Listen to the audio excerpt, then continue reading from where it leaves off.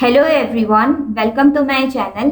आज हम guidance and counselling के अंदर बीएड फोर्थ सेमेस्टर के सबसे पहला टॉपिक पढ़ेंगे, वो है guidance, meaning, need and scope. तो इस लेक्चर में हम उसका मीनिंग समझेंगे, नीड एंड स्कोप के बारे में बात करेंगे। अगर आप मेरे चैनल पे नए हैं तो प्लीज़ लाइक शेयर सब्सक्राइब करना, और जितना भी अपने फ्रेंड्स में इसको बांट सकते हो। अगर ये आपके लिए एक हेल्प की तरह काम कर रही है ये वीडियो, तो प्लीज़ शेयर करना इस वीडियो को, ठीक है। चलिए स्टार्ट करते हैं। तो जो गाइडेंस है उसका मतलब क्या है? गाइडेंस का मतलब होता है एक तरीके की हेल्प प्रोवाइड करना, ठीक है। अब मान लीजिए कोई बच्चा है, उसको कोई पढ़ाई में प्रॉब्लम आ रही है। जैसे कोई बहुत इंटेलिजेंट बच्चा है, बहुत अच्छा स्कोर करता है क्लास के अंदर और हर चीज़ में पार्टिसिपेट करता है, लेकिन कुछ दिनों से वो बिल्कुल खोया खोया सा है। उसके नंबर कम आ रहे हैं, किसी से बात नहीं करता, कुछ नहीं करता, मतलब बिल्कुल लो रहता है क्लास के अंदर। अब जो बच्चे हैं उसको देखेंगे, टीचर देखेगी, ठीक है। उसने मान लो टीचर ने टेस्ट लिया और बच्चे के नंबर कम आए, लगातार 3-4 टेस्ट में उसके नंबर कम आ रहे हैं। तो अब टीचर क्या करेगी? उसको देखेगी, ध्यान से समझेगी कि इसको प्रॉब्लम क्या आ रही है। ये तो इतनी अच्छी बच्ची थी या इतना अच्छा बच्चा था, इसके नंबर ऐसे कम क्यों आ रहे हैं? फिर क्या है, उसको बुलाएंगे, टीचर उसको बुला सकती है या उससे बात करने अपने आप भी जा सकती है। और उसके बाद उसको उसकी प्रॉब्लम को बोलेगी कि बताओ बेटा, मुझे आपको क्या प्रॉब्लम आ रही है, क्या इशू है, कोई पर्सनल प्रॉब्लम है या कोई परेशान कर रहा है, कुछ भी है मुझे बताओ। तो जब बच्चा उसको बताएगा टीचर को ना अपने, तो जब टीचर सुनकर उसको हेल्प देगी, एक तो सबसे पहला नेचर टीचर का होना चाहिए, हेल्पिंग नेचर होना चाहिए टीचर का। हमेशा अगर बच्चा कोई बात लेकर आए तो उसको ध्यान से सुनो, उसको समझो, ठीक है। और हो सके तो उसकी मदद करो, क्योंकि अडोलेसेंस की या छोटे बच्चों की उम्र ऐसी होती है जहां पर उनको सबसे ज्यादा जिस चीज की जरूरत होती है हेल्प की। जितना बड़े गाइड कर सकते हैं, टीचर्स गाइड कर सकते हैं, उससे ज्यादा कोई गाइड नहीं कर सकता। मेरे को लगता है पेरेंट्स भी कुछ हद तक बच्चों को बहुत कम गाइड कर पाते हैं, क्योंकि सबसे ज्यादा समय तो बच्चे स्कूल में व्यतीत करते हैं। तो टीचर ही एक इम्पॉर्टेंट रोल प्ले करता है गाइडेंस के अंदर। तो जब टीचर उसकी बात सुनती है तो उसको एक तरीके की गाइडेंस प्रोवाइड करती है, ठीक है, हेल्प प्रोवाइड करती है। और यही एक टीचर का रोल होना चाहिए स्टूडेंट के प्रति, कि जब भी कोई बच्चा प्रॉब्लम लेकर आए, आप उसको सुनो, समझो और उसके बाद उसकी हेल्प करो अगर आपसे हो सके तो। और नहीं हो सकती तो उसके पेरेंट्स से इस बात को डिस्कस करो, ठीक है। अब जैसे दूसरा एग्जाम्पल ले लो, कोई बच्चा है, उसने स्कूल चेंज कर दिया। अब स्कूल के अंदर उसको बहुत प्रॉब्लम आती है, पहले पहले तो सभी को आती है, ठीक है। उसके फ्रेंड्स नहीं बन रहे, उसको पता नहीं है वॉशरूम कहाँ है, क्या कहाँ है, कुछ भी नहीं पता उसको। तो उस दौरान क्या है, दो लोगों को या जो बच्चे हैं क्लासरूम के अंदर, जो उसके क्लासमेट्स हैं, स्कूलमेट्स हैं, टीचर्स हैं, वो उसकी हेल्प करते हैं ना। जब कोई नया बच्चा क्लासरूम के अंदर आता है तो टीचर बोलती है इसको हेल्प करनी है, इसकी मदद करनी है, आपने इसके साथ रहना है। और तो और टीचर क्या करती है, एक बच्चा भी बिठा देगी उसके साथ, कि इसको अकेला फील नहीं कराना है, इसके साथ ही रहना है आपने जब तक ये पूरी तरीके से स्कूल को जान नहीं लेती, ठीक है। तो एक तरीके से टीचर क्या कर रही है, बच्चे की हेल्प कर रही है, बच्चे को गाइडेंस प्रोवाइड कर रही है, ठीक है। तीसरा एग्जांपल ले लो, जैसे मान लो कोई मैथ्स का स्टूडेंट है या इंग्लिश का स्टूडेंट है, उसको कोई टॉपिक समझ नहीं आ रहा, वो टीचर के पास जाता है, बोलता है मैम मुझे ये चीज समझ नहीं आई, आप मुझे हेल्प दोबारा से समझा देंगे, ठीक है। अब टीचर के पास दो रास्ते हैं, या तो वो ऐसे भी बोल सकती है कि बेटा मेरे पास तो टाइम नहीं है, कल समझा दूंगी, बाद में कर लेना, ऐसा है वैसा है, ठीक है, अपने आप वीडियोस देख लेना यूट्यूब पे, आपको समझ में आ जाएगा। दूसरा क्या है, मतलब एक तरीके से वो इग्नोर करेगी। दूसरा क्या है कि वो बच्चे को हेल्प कर सकती है, बच्चे को मदद दे सकती है कि हाँ कोई बात नहीं, अपने आप आया, चलो हेल्प कर देते हैं, मदद कर देते हैं, ठीक है। तो जब वो हाँ टीचर उसकी हेल्प कर रही है ना, तो वो एक्चुअली में स्टूडेंट को गाइड कर रही है, ठीक है। इसी चीज को हम गाइडेंस कहते हैं। और ये बहुत इंपॉर्टेंट रोल प्ले करता है एक स्टूडेंट की लाइफ में भी और एक टीचर की लाइफ में भी। और इसीलिए गाइडेंस एंड काउंसलिंग हम लोगों को बीएड फोर्थ सेमेस्टर में लगी है, ताकि जब हम आगे जाके टीचर बने तो हमारा जो रोल है वो हम कभी ना भूले कि हमारा रोल क्या है। हमारा रोल है एक स्टूडेंट की हेल्प करना। हमें क्यों बना रखा टीचर? इसीलिए बना रखा ताकि हम बच्चे को सिर्फ किताब भी कीड़ा ना बनाए, उसको उसका डेवलपमेंट हम ऑल राउंड, मतलब ऑल राउंड डेवलपमेंट कर सके बच्चे का, उसकी पर्सनल इश्यूज को भी सॉल्व कर सके, उसको एक तरीके से करियर ओरिएंटेड भी बना सके, उसको एकेडमिकली और को करिकुलर एक्टिविटीज में भी एक तरीके से हेल्प या सपोर्ट प्रोवाइड कर सके, ठीक है। जैसे भी मदद कर सके करनी चाहिए, ठीक है। तो आइए स्टार्ट, मतलब पढ़ लेते हैं एक बारी meaning. Guidance in word means, guidance in word means to help or to aid. Every individual faces the problem of adjustment. He solves his problem according to his capacity and capability. When he faces such problems, he needs guidance. Therefore, through the process of guidance, help is given for adjustment and solve problems. अब हम अगर आपको ये quotations डालनी हो तो आप डाल सकते हैं पेपर के अंदर, लेकिन अगर आप डालते हैं तो एक चीज़ का हमेशा ध्यान रखें कि ये किसी की कही जाने वाली बात है, आपने बिल्कुल to the point same to same लिखना है। और अगर आप इसमें चेंजेस लाओगे तो क्या है कि कभी कभी जो एग्जामिनर होता है वो जो ये राइटर है या जो ये अकॉर्डिंग टू मैंने लिख रखा, वो उसका नाम लिख के ना देख भी लेंगे कि यही लिख रखी बात की नहीं लिख रखी इसने, ठीक है। तो ज़्यादा मतलब अगर आपने लिखना है तो बिल्कुल ऐसे ही लिखना, और ज़्यादा वो मत दिखाना कि टीचर को पता नहीं चलेगा। ये यही चीज़ चेक करते हैं, कोटेशन ही देखते हैं वो।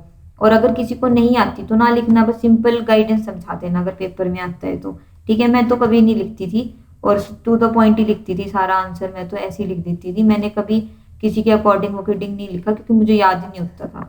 लेकिन फिर भी अगर किसी को याद होता है तो वो ज़रूर लिख लेना, इससे अच्छे नंबर मिलते हैं और एक्सप्रेशन थोड़ा इम्प्रेशन थोड़ा अच्छा बनता है हमारा।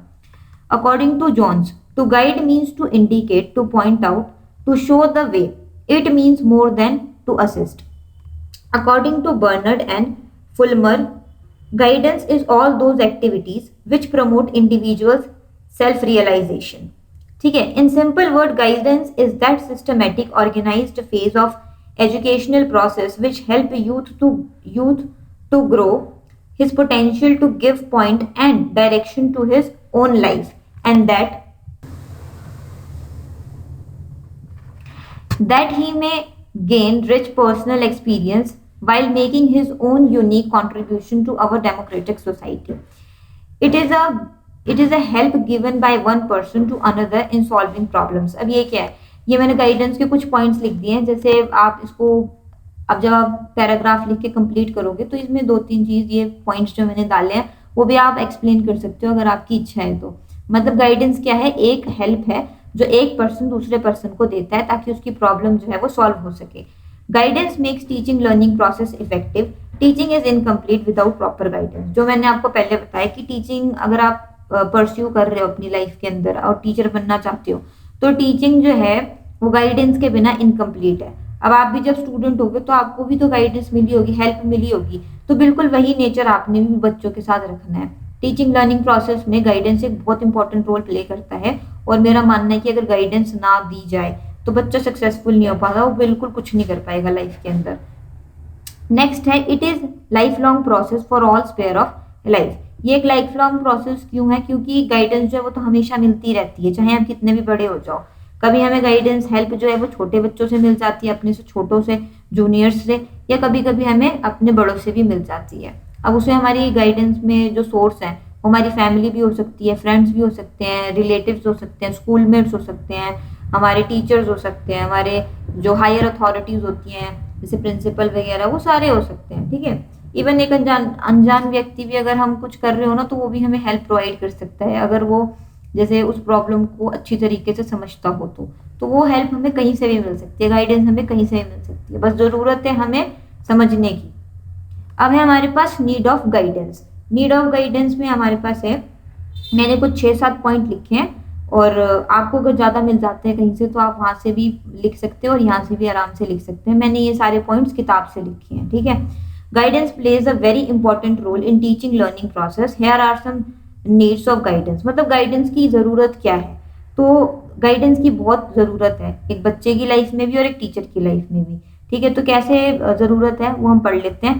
पहला पॉइंट है फिर for imparting education according to the individual difference. जब हम गाइडेंस प्रोवाइड करते हैं, ठीक है, जब हम बच्चे, अब देखो हर क्लास में अलग अलग बच्चे होते हैं, कोई वीक होता है, कोई एवरेज होता है, कोई इंटेलिजेंट होता है। हर एक बच्चे की कैपेसिटी, इंटरेस्ट, उसका कैपेबिलिटी, उसका लेवल, उसका आईक्यू लेवल, ये सारा कुछ चेंज होता है। कोई बच्चा सेम नहीं होता है, ना ही कोई, अगर 2 बच्चे ट्विंस भी होंगे ना उनकी भी कोई भी चीज़ मतलब शक्ल मैच करेगी, बाकी सारी चीज़ें उनके अंदर अलग अलग होंगी। उनका इंटरेस्ट अलग होगा, उनका खाने पीने का जो वो होता है वो सारा कुछ अलग होएगा, उनका कपड़े पहनने का स्टाइल अलग होगा।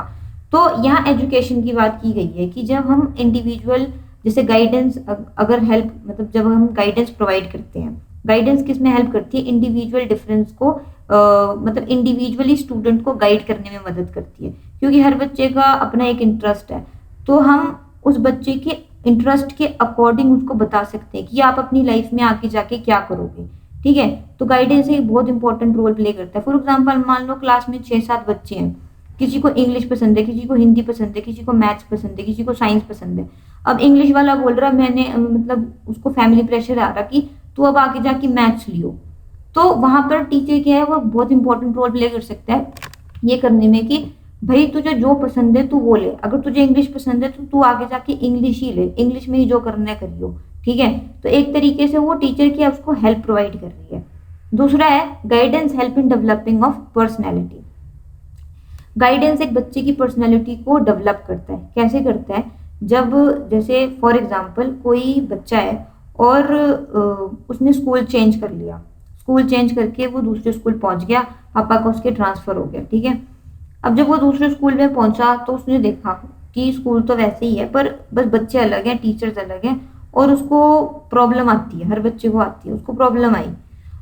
तो टीचर क्या कर सकता है, उसको जब हेल्प करेगा, जो बच्चे हैं उसके साथ वाले उसको हेल्प करेंगे, तो उसकी पर्सनैलिटी को कैसे डेवलप करेगा टीचर, ऐसे करेगा ना कि वो उसको हर चीज में मदद करेगा, उसके को करिकुलर एक्टिविटीज में भी, उसके करिकुलर एक्टिविटीज में भी वो उसको बोलेगा कि तू अपने इंटरेस्ट से, बेटा जहाँ आपको इंटरेस्ट है आप वहाँ ट्राई करो, जो चीज आपको पसंद आती है आप उस पर फोकस करो।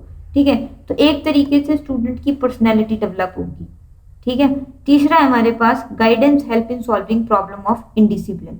गाइडेंस, अच्छा इनडिसिप्लिन बच्चे पता क्लासरूम में बहुत ज्यादा प्रॉब्लम क्रिएट करते हैं, उनके लिए तो एक पूरा लेक्चर होना चाहिए गाइडेंस का। लेकिन खैर देखो, इनडिसिप्लिन की प्रॉब्लम को कैसे सॉल्व किया जा सकता है गाइडेंस के थ्रू, कि जो इनडिसिप्लिन्ड बच्चे होते हैं ना उनकी वो मतलब क्यों करते हैं, शरारतें क्यों करते हैं दूसरों को परेशान, क्योंकि उनके पास अपना कुछ होता नहीं, वो सोचते हैं कि बस टाइम पास हो जाए जैसे तैसे, मतलब उनको अपने इंटरेस्ट के बारे में नहीं पता होता, उनको ये नहीं पता होता कि मेरा इंटरेस्ट कहाँ है। अगर टीचर उनको ये बता देना कि तेरा इंटरेस्ट कहाँ है, अब टीचर को कैसे पता चलेगा कि उसका इंटरेस्ट कहाँ है, ये सवाल भी आ सकता है आपके दिमाग में। भाई टीचर का काम ही यही है, टीचर उसको एनालाइज करे, उसको देखे।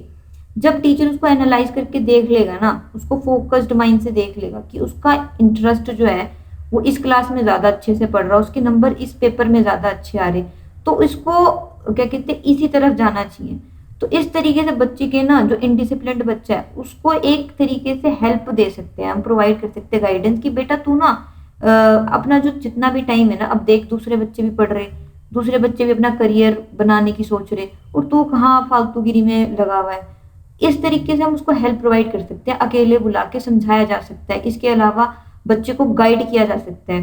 हर एक बच्चे को जब गाइडेंस मिलती है ना, तभी बच्चा किसी भी अच्छी राह पे चल पाता है, चाहे फैमिली से गाइडेंस मिले या फ्रेंड से गाइडेंस मिले। अक्सर तो ज्यादातर तो हमें स्कूल से ही गाइडेंस मिलती है, और इसमें हमारे जो फ्रेंड्स है वो बहुत इंपॉर्टेंट रोल प्ले करते हैं। तो एक तरीके से फ्रेंड्स भी अपने फ्रेंड को बोल सकता है जो शरारती बंदा है कि तू जिंदगी भर शरारती करेगा क्या, कुछ ढंग का भी कर ले, देख मेरा इंटरेस्ट इसके अंदर है, तूने अपनी लाइफ में क्या बनना है। एक तरीके से जब उसको एक ये चीज दोगे ना, दिमाग में डालोगे ना उसके, तो उसके दिमाग में एकदम से ये चीज आएगी कि हाई ये भी ऐसे बोल रहा है कि मेरे को कुछ करना चाहिए, तो उसके दिमाग में ये बात जाएगी कि हाँ मैं भी करूंगा। मैं अब इनडिसिप्लिन की चीजें, मतलब जो मैं इनडिसिप्लिन का टैग लगाया ना मुझ पे कि मैं ही एक इनडिसिप्लिन्ड चाइल्ड हूँ, मैं इसको ठीक करूंगा। जब आप बच्चों को गाइडेंस प्रोवाइड करते हो, हेल्प प्रोवाइड करते हो ना, तो बच्चा एक सही रास्ते पे आ जाता है, उसका ओवरऑल डेवलपमेंट होना लगता है। ठीक है, बस यही है, आप अपने आप से ये लाइनें बना सकते हो, और इसलिए मैंने सिर्फ एक एक लाइन में, आप समझा तो अपने आप सकते हो, कुछ भी एग्जाम्पल डाल देना, जो स्कूल रिलेटेड एग्जाम्पल्स होते हैं ना, दो बच्चों की कहानी, बस वही डाल देना, अब आराम से आपको नंबर मिल जाएंगे। कहानियां कौन पढ़ता है, बीएड के अंदर हेडिंग देखी जाती है बस। नेक्स्ट है हमारे पास guidance help in giving better life to student. Guidance कैसे स्टूडेंट को बेटर लाइफ प्रोवाइड करती है, मतलब ये करियर से रिलेटेड ही बात की गई है कि टीचर जो है वो स्टूडेंट को हेल्प करती है कि आप अपने करियर में अगर आगे जाना चाहते हो तो आप मतलब कौन सी लाइन चूज कर सकते हो, किस में आपका ज्यादा अच्छा फ्यूचर है, या जिस हिसाब से आपकी कैपेसिटी है, जो आपका इंटरेस्ट है, उस हिसाब से आपको इधर जाना चाहिए। मान लो फॉर एग्जांपल कोई फैमिली है, वो चाहती है कि मेरा बेटा इंजीनियरिंग करे, लेकिन उसको जो है इंजीनियरिंग नहीं करनी है, उसको पोएट बनना है, उसको राइटर बनना है। ठीक है, तो टीचर को पता है वो लिखता अच्छा है, वो बोलता अच्छा है, वो काफी कहानियां लिख लेता है, पोएम्स लिख लेता है, तो उसका करियर जो है वो उधर ज्यादा बेटर बनेगा। तो टीचर स्टूडेंट को एक हेल्प प्रोवाइड करती है कि बेटा तुम इधर ज्यादा अच्छा करोगे, तुम्हारा इंटरेस्ट इधर है, कहाँ इंजीनियरिंग क्या करने लगे पड़े हो। ठीक है, तो एक तरीके से क्या है, वो टीचर जो क्या है वो स्टूडेंट को गाइड कर रही है कि तेरी लाइफ में अगर तुझे सक्सेसफुल होना है तो तेरे लिए क्या ज्यादा बेटर होगा। बाकी तो लास्ट में तो डिसीजन आपका ही होता है, बच्चों का ही होता है कि उसने कहाँ जाना है। लेकिन हेल्प हम भी प्रोवाइड करेंगे जब हम पेरेंट्स बनेंगे बच्चों को, कि तू ज्यादा अच्छे से कहाँ कर सकता है, या क्या तेरा मतलब इंटरेस्ट है उस हिसाब से बता। ठीक है, वहां पर फिर तू क्या क्या कोशिशें कर सकता है, क्या क्या तेरे पास क्वालिफिकेशन होनी चाहिए। तो तब जाके बच्चे की जब हम हेल्प प्रोवाइड करते हैं, टीचर हेल्प देते हैं, तब जाके बच्चे किसी पोजीशन पे पहुंचता है। और जब वो किसी बेटर लाइफ, मतलब जब उसकी लाइफ बेटर हो जाती है, किसी पोजीशन पे पहुंच जाता है, जब सोसाइटी के अंदर उसका नाम हो जाता है, तो ऑटोमेटिकली उसने अपनी बेटर लाइफ बना ली हेल्प की मदद से। मतलब आप बोल सकते हैं हेल्प की मदद से कह रही हूँ, टीचर की मदद से या पेरेंट्स की मदद से, उसकी उनकी गाइडेंस की वजह से। ठीक है, ये है इसका मतलब, help in adjustment in society. अब जो गाइडेंस है वो आपको समझाती है, सिखाती है कि आपको सोसाइटी के अंदर किस तरीके से रहना है। ठीक है, ये बच्चे के अंदर शुरू से डाल दिया जाता है कि जैसे बच्चे जब छोटे होते हैं तो प्रेयर के वक्त जब प्रेयर कराया जाता है स्कूल के अंदर, तो सारे बच्चे एक साथ खड़े किए जाते हैं, एक ही चीज एक ही प्रेयर गाई जाती है जो सभी बच्चों को गानी पड़ती है, वही नेशनल एंथम सारे बच्चे गाते हैं। ठीक है, ऐसा तो नहीं है कि ये सिखाया जाता है कि तू मुस्लिम है तो ये चीज नहीं करेगा, तू हिंदू है तो ये चीज नहीं करेगा। मतलब एक तरीके से बच्चे को बचपन से ही सोसाइटी की नॉर्म सिखा दिए जाते हैं। बच्चों को ये सिखा दिया जाता है कि आपको सोसाइटी के अंदर किस तरीके से रहना है, आपको सोसाइटी में एडजस्ट करके ही रहना पड़ेगा। ठीक है, अब दूसरा एग्जांपल ले लो, जैसे लड़कियां होती हैं, तो उनको पहले से ही पेरेंट्स जो होते हैं या सोसाइटी जो होती है हमारी, वो पहले से ही लड़कियों को समझा देते हैं कि जब आपकी शादी हो जाएगी तो आपको कुछ रिस्पॉन्सिबिलिटीज हैं जो आपको उठानी पड़ेगी। ठीक है, जैसे पेरेंट्स की रिस्पॉन्सिबिलिटी होगी, बच्चों की होगी अपने, और अपने हस्बैंड की होगी। तो जो लड़की है वो अकॉर्डिंगली एडजस्ट करती है, उसको शुरू से ही एडजस्टमेंट की चीजें सिखा दी जाती है कि तुझे यहाँ भी एडजस्ट करना पड़ेगा, वहां भी एडजस्ट करना पड़ेगा। तो मतलब एक सोसाइटी में रहने लायक उसको बनाया जाता है। कैसे बनाया जाता है? Through adjustment. उसको पहले से ही दिमाग में भर देते हैं कि तुझे हर जगह एडजस्ट ही करना पड़ेगा।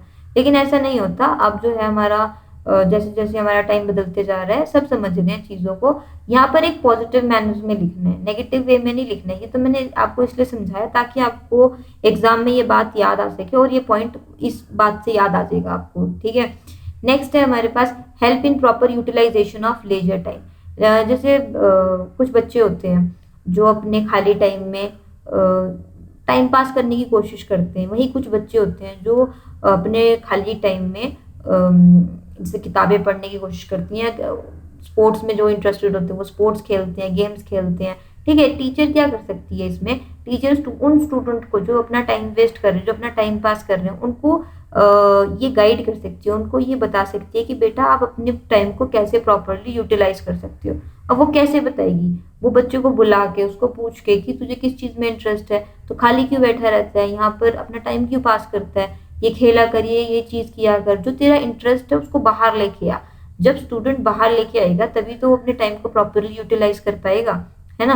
तो ये है इसका मतलब। नेक्स्ट है help in solving emotional problem of student.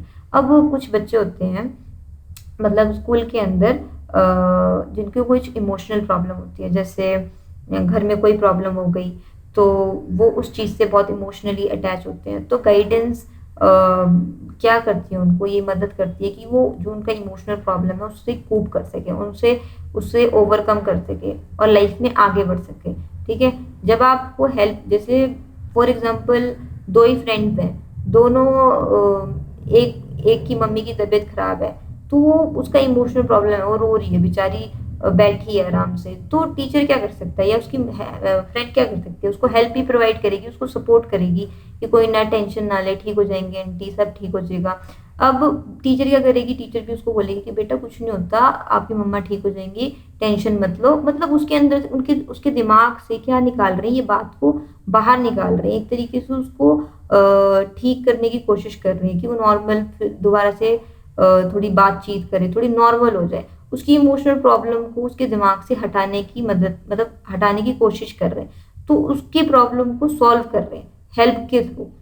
ठीक है, नेक्स्ट है हमारे पास help in achieving emotional and national integration. ठीक है, इसका मतलब हो गया कि नेशनल इंटीग्रेशन की मतलब स्टूडेंट के अंदर नेशन के प्रति और हमारी जो सोसाइटी है उसके प्रति एक अच्छी फीलिंग डेवलप करना, रिस्पेक्ट की फीलिंग डेवलप करना स्टूडेंट के अंदर। और ये सब सारी चीज़ें हमें को बचपन से ही सिखाना चालू कर दिया जाता है स्कूल्स के अंदर। हर टीचर जो है वो सिखाना चालू कर देती है। नेशनल एंथम जब गाया जाता है तो हम सारे खड़े हो जाते हैं। ठीक है, इसी तरीके से हमें ये सिखाया जाता है कि हमें एक दूसरे को इक्वली देखना है, इक्वली ट्रीट करना है, जो हमारा है वो तेरा भी है। तो इस तरीके की चीज़ें हमें शुरू से ही सिखा दी जाती है। अब मान लो दो लड़के हैं, वो स्पोर्ट्स खेल रहे हैं, एक आप बोल सकते हो कि सिख है और एक मुस्लिम है। तो जो सिख है वो मुस्लिम वाले बच्चों को फुटबॉल नहीं दे रहा है, वो इसलिए नहीं दे रहा है कि नहीं ये तो मुस्लिम है, मैं इसको क्यों दूं। अब मान लो ये फर्स्ट सेकंड क्लास की बात है, छोटे छोटे बच्चे हैं, अब उनके पास क्या दिमाग है, लेकिन उनको बचपन से ही ये चीज़ डाली जाती है दिमाग के अंदर कि बेटा आपने एक दूसरे को प्यार करना है, एक दूसरे की रिस्पेक्ट करनी है। ठीक है, एक दूसरे से मतलब कोऑपरेट करके रहना है, काइंडनेस शो करनी है, और क्या कहते हैं नॉन वायलेंस नहीं करना है, ये मारा पीटी से कुछ नहीं होगा आपका। ठीक है, एक बच्चे के अंदर क्या डाला जा रहा है, एक तरीके से उसको दिमाग में ये समझाया जा रहा है कि हर बच्चा इक्वल है। और जब हर बच्चा इक्वल मतलब, और ये कहाँ से मिल रही है ये चीज़ है कि हर बच्चा इक्वल है, ये कहाँ से समझाया जा रहा है, थ्रो स्कूल्स में जो थ्रो बुक्स या को करिकुलर एक्टिविटीज जब की जाती है, जब डांस किया जाता है, तो एक तरीके से स्टूडेंट को इनडायरेक्ट गाइडेंस दी जा रही है। ठीक है, नेक्स्ट है हमारे पास guidance help in developing and protecting democratic values in children. Democratic values वही cooperation, respecting each and every person of society, equally treat करना, ये सारी चीज़ें पहले से ही सिखाई जाती है, हेल्प की जाती है, बच्चों को इनकलकेट किया जाता है उनके दिमाग में, ताकि उनको समझ में आए कि हर बच्चा इक्वल है, इसको इक्वली ट्रीट करना है ना। ये सारी चीज़ें हैं इसके अंदर। तो आई होप ये चीज़ आपको समझ में आ गई हो कि मीनिंग और नीड में आपने क्या लिखना है। अब इसके आगे हम स्कोप की बात करेंगे।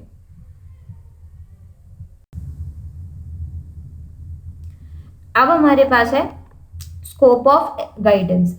तो स्कोप ऑफ गाइडेंस में हमारे पास सबसे पहला है एजुकेशन। देखो एजुकेशन एक बहुत इंपॉर्टेंट रोल प्ले करता है चाइल्ड की ऑलराउंड डेवलपमेंट में। कैसे करता है, कुछ स्टूडेंट करिकुलर एक्टिविटीज में ज़्यादा पार्टिसिपेट करते हैं, उनको ज़्यादा मतलब पढ़ाई अच्छी लगती है। कुछ को होती है कि को करिकुलर एक्टिविटीज में, जैसे स्पोर्ट्स के अंदर, ठीक है, कुछ खो खो में अच्छे होते हैं, कुछ हॉकी में अच्छे होते हैं, कुछ को बैडमिंटन, वॉलीबॉल ये सब ज़्यादा अच्छा लगता है, कुछ डांस अच्छा करते हैं। ठीक है, तो हर बच्चे का इंटरेस्ट अलग अलग होता है।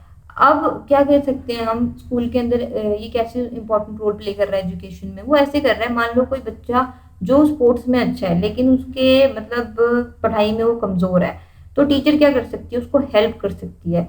उसको उसको कंसंट्रेशन प्रॉब्लम है, वो कंसंट्रेट नहीं कर पाता। हाँ, जो बच्चे ज़्यादा को करिकुलर एक्टिविटीज में पार्टिसिपेट करते हैं, वो उनका ध्यान ज़्यादा खेल की तरफ होता है। ठीक है, तो वो उनके अंदर क्या होता है, लैक ऑफ कंसंट्रेशन होता है। तो टीचर क्या कर सकती है, हेल्प दे सकती है, स्टूडेंट को गाइड कर सकती है। और कैसे मदद करेगी वो उसकी, उसको आगे बिठा के, उसको बार बार क्वेश्चन पूछ के।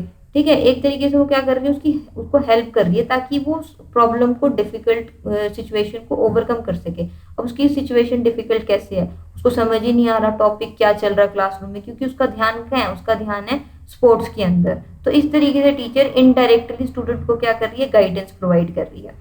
तो education plays a very important role in development of children. It include curricular and co-curricular activities which need guidance. For example, if student has difficulty in certain subject, they lack concentration, get poor grades, then guidance help them to overcome these difficulties. I hope ये चीज समझ में आ गई होगी.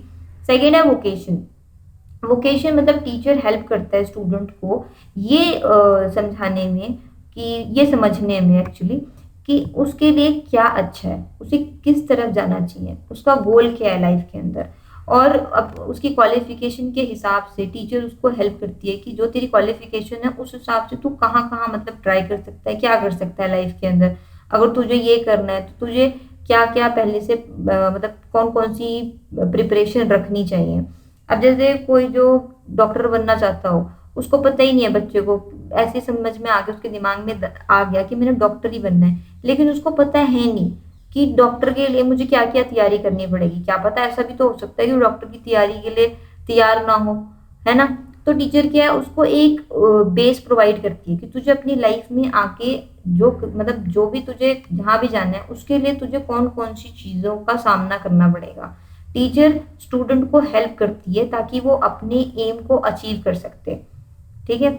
Next है हमारे पास social. Social मतलब society. Society student की लाइफ में बहुत इंपॉर्टेंट रोल प्ले करती है। वो कैसे गाइडेंस देती है, जैसे सोसाइटी में सबसे पहले हमारे जो भी हमारी सोसाइटी के पीपल होते हैं, जैसे आसपास के नेबर्स हो गए, हमारे फ्रेंड्स हो गए, ये सारी हमारी सोसाइटी का पार्ट होते हैं। तो ये कैसे हेल्प देते हैं, जैसे फॉर एग्जाम्पल कोई बच्चा है, उसको इक्वली ट्रीट नहीं किया जा रहा स्कूल के अंदर, तो या सोसाइटी के अंदर उसको ये देखा जा रहा है कि नहीं यार ये दूसरे कास्ट का बच्चा है, तो सोसाइटी क्या है, उनको स्टूडेंट को हेल्प करेगी ये समझाने में दूसरे बच्चों को कि बेटा तुम्हें इस बच्चे को भी इक्वली ट्रीट करना है।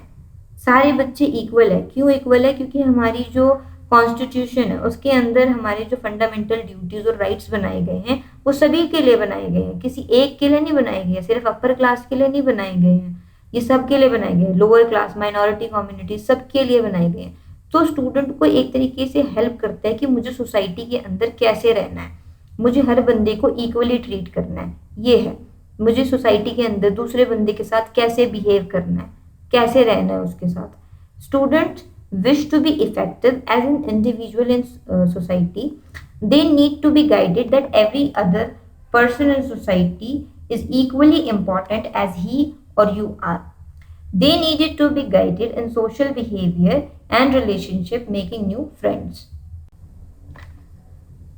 अब नेक्स्ट है हमारे पास मोरल। तो मोरल क्या होता है कि कॉपरेशन की भावना जगाना, काइंडनेस की भावना जगाना बच्चों के अंदर, एक हेल्पिंग नेचर डेवलप करना। मतलब बच्चे को या स्टूडेंट को या किसी चाइल्ड को शुरू से बचपन से ही ये डालना कि आपको एक हेल्पिंग नेचर रखना है, कॉपरेशन रखनी है और दूसरों के प्रति मतलब पेशेंस रखना है, पोलाइटली बात करनी है। ये हो गया आपका moral. Student faces many awkward situations at home, school, or with peer groups. They find difficult to rise above them.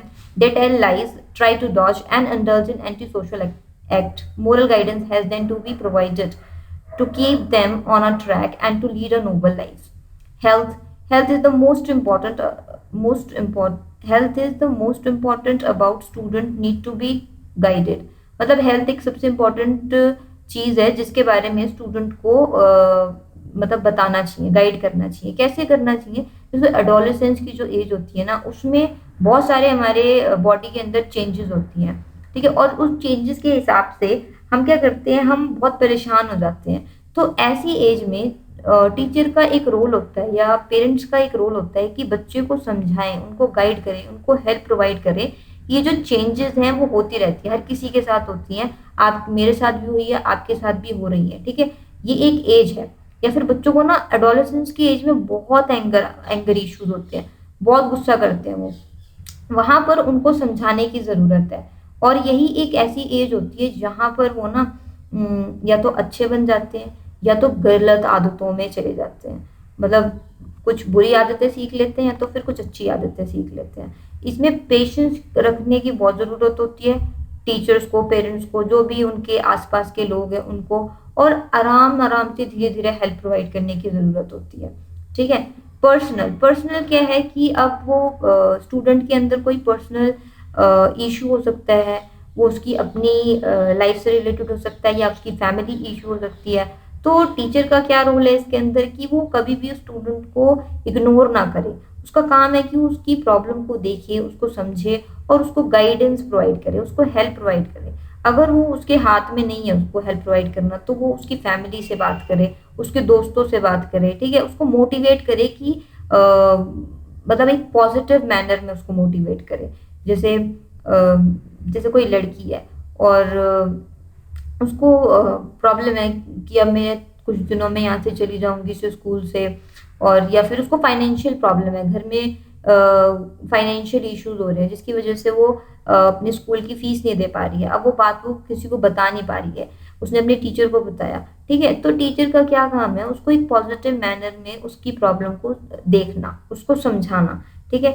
और ऐसा कर सकती है टीचर की, मान लो वो हेल्प कर सकती है फाइनेंशियली और बोल सकती है कि जब भी तुम्हारे पास पैसे हो आप मुझे दे देना। एक तरीके से स्टूडेंट के जो उनके इश्यूज हैं, इमोशनल इश्यूज है, फाइनेंशियल इशू है, उसको टीचर देख सकती है, उसको हेल्प प्रोवाइड कर सकती है। या ऐसा नहीं करना है, टीचर को पैसे नहीं देने हैं, तो वो अपने जो उसकी लड़की है जो उसके पेरेंट्स को बुला सकती है, उसके पेरेंट्स से बात कर सकती है कि ये चीज आपके बच्चे को बहुत अफेक्ट कर रही है। तो कहीं ना कहीं पेरेंट्स भी उस चीज को एनालाइज करेंगे, समझेंगे कि शायद मेरे बच्चे को ये बहुत अफेक्ट कर रहा है, और ऐसी मतलब मैं इस चीज को कैसे ओवरकम कर सकता हूँ, इसको कैसे समझा सकता हूँ, इसको कैसे गाइड कर सकता हूँ कि ये चीजें ना सोचे, ठीक है।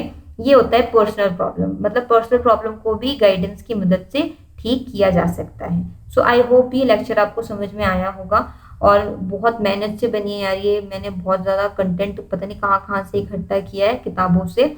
तो प्लीज़ लाइक शेयर सब्सक्राइब करना चैनल को, एवी मत देखा करो तो प्लीज़ मेरे चैनल को सब्सक्राइब कर दिया करो। और आपके वैल्यूएबल टाइम को देने के लिए, मेरे चैनल को सब्सक्राइब करने के लिए बहुत बहुत थैंक यू। एक अच्छी फैमिली बन गई मेरी, काफ़ी आप लोगों ने काफ़ी सपोर्ट किया मुझे, तो thank you very very much. और इसी तरीके से सपोर्ट करते रहिए, और अगली वीडियो भी ज़रूर देखना। ओके।